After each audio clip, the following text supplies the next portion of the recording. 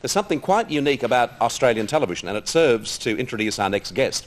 When television first came to Australia, and I guess it was Graham Kennedy who was the first to really introduce this, although perhaps it was on the local shows in Sydney too at the same time, there became a very specific performer who in their own right became stars, and that was the model turned barrel girl. And I'm wondering if you'd like to just to, in your own mind now, try and work out who was the longest serving barrel person in Australian television history. Ross, like to have a crack at that little question? Panda? No, it wasn't Panda, who was in Melbourne Tonight with Graham many years ago. Who? Who else had a go? What did he say? No.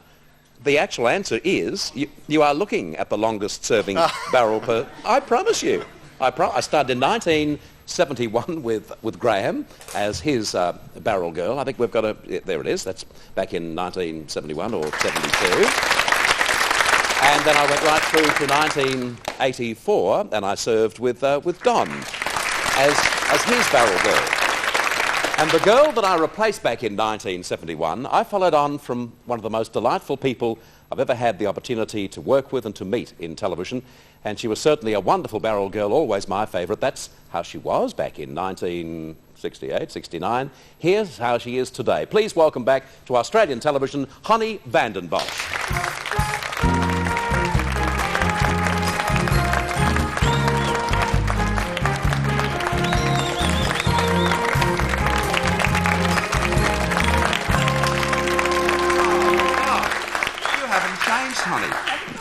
Well, I didn't want to see you before the show because it's been so many years since we've seen each other. I can't believe it. What do you mean?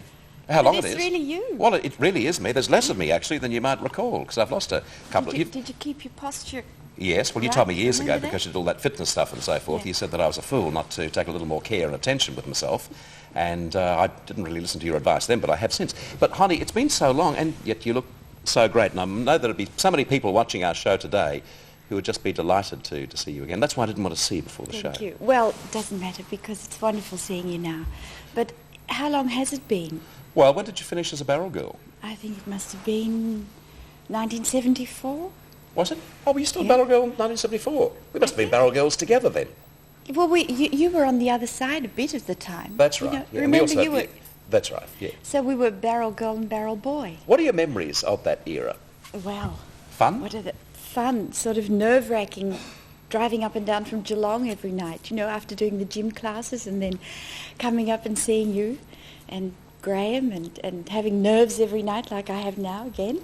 You still suffer from nerves on television? Huh? You still suffer from nerves when you're on television? Well, I haven't been on television for 17 years. Well, has the feeling changed? Not at all. And it's that separate feeling. I can't compare it with anything else. Don't you suffer from it? Not in that same way. I usually suffer from it afterwards when I start reading the reviews.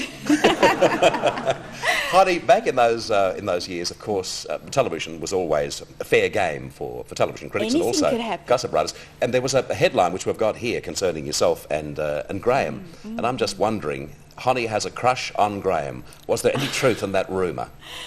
Well, you know, you've got to have a bit of a crush on the compere, I think, to be able to work with him. Well, didn't you feel it? Well, I never had a crush on Graham. I mean, I liked him as a mate and as a friend. I think it's a very special relationship you build up. You get to know each other very well because that camera's on you very closely, and the body language you were talking about before, I think you get to know that very well about each other. Look what you're doing. What's that? Well, what does that mean? Cross your legs toward me. It means then that you like me. Oh, really? Yes. Does it? Yes, I was reading a book on the weekend, and my body language now, I walk along as if I'm disadvantaged because you've got to walk in a certain way according to this book. Yeah. Honnie, a lot of things have happened to you since we last saw you, and obviously you've gone through one of the most fascinating, yet in one area, one of the most tragic times of your life. Would you like to tell us what's happened since we last saw you on television? Well, I left Geelong, Australia. I did live in Geelong and used to race up and down. And I married. I fell in love and got married and was married for 5 years. And this is not here in Australia, No, is it? no. I went to Holland and started a new life there, started modelling. and meeting a lot of new people. And then my first husband passed away. And after that, I sort of had a big decision to make, come back to Australia and start really all over, because everything that happened here was gone. You were the barrel girl, so there was no hope of going in there again. And I started modelling a lot, and then the strangest thing happened. You remember Kamal singing the elephant song? Very well. Right. Well, sorry about that, but he did. I love it. It's one of my favourite Kamal songs. He came to Holland, and so that's where he was hiding. And I was in a spot which was sort of complementing the taping of the elephant song in the bush in Holland.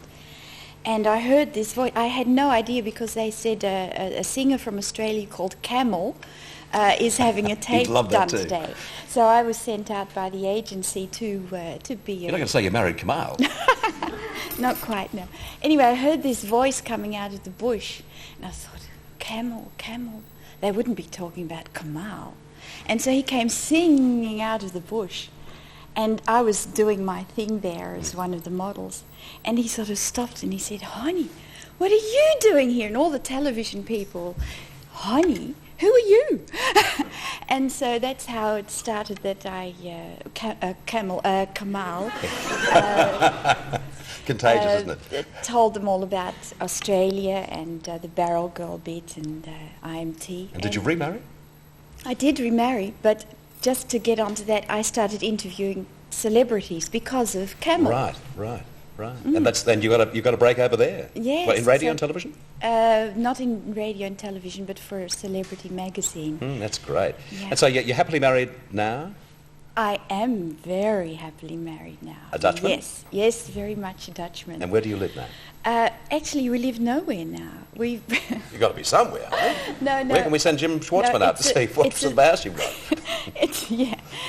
Well, he'd have a difficult time, because we lived in Singapore for 4 years, and my husband's just retired pilot, and we've come over here to go walkabout for 2 months and then go back to Europe to see if we like somewhere over there to live. We haven't really. But there's a chance you might settle back in Australia? Possibility, yes, if he gets a permanent residency, and they're very difficult about that here. Sure. Honnie, like so many people watching the program today, it's just wonderful to see you again, and I say without hesitation, I've never worked with a nicer person than yourself, and it really has been far too long since we saw each other. Thank you so much. Honnie Van Den Bosch. You don't fall for that smile, there's something wrong with you.